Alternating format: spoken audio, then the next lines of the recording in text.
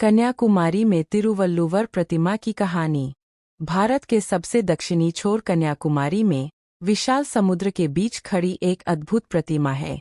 महान संत कवि तिरुवल्लुवर की यह प्रतिमा सिर्फ पत्थर की मूर्ति नहीं, बल्कि तमिल संस्कृति, ज्ञान और मानवता के आदर्शों का प्रतीक है।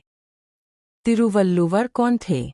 तिरुवल्लुवर लगभग 2000 वर्ष पहले तमिलनाडु में हुए एक महान संत और कवि थे। उन्होंने तिरुक्कुरल नामक ग्रंथ लिखा, जिसमें 1330 दोहे कुरल है।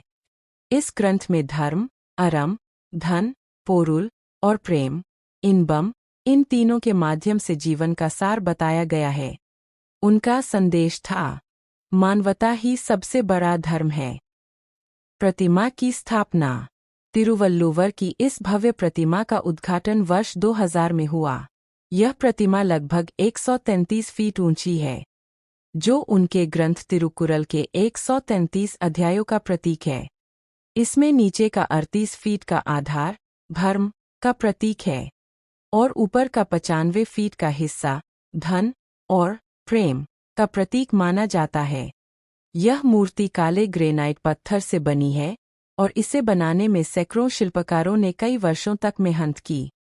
समुद्र के बीच भव्य दृश्य। तिरुवल्लुवर प्रतिमा विवेकानंद रॉक मेमोरियल के पास ही एक अलग चट्टान पर बनी है।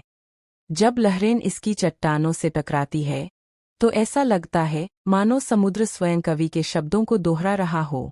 सूर्योदय और सूर्यास्त के समय यह प्रतिमा सोने की तरह चमकती है और यात्रियों के मन में श्रद्धा जगा देती है।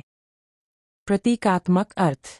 ऊंचाई 133 फीट, तिरुक्कुरल के 133 अध्याय, धर्म, धन, प्रेम, जीवन के 3 आदर्श, स्थिर मुद्रा, मानवता की अडिगता और ज्ञान की दृढ़ता। यात्रा का अनुभव।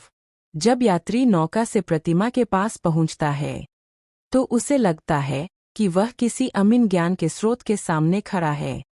लहरों की गर्जना और हवा की आवाज के बीच मन में एक शांति उतर आती है, जैसे तिरुवल्लुवर का संदेश सुनाई दे रहा हो। सत्य, करुणा और परिश्रम ही जीवन का मार्ग है।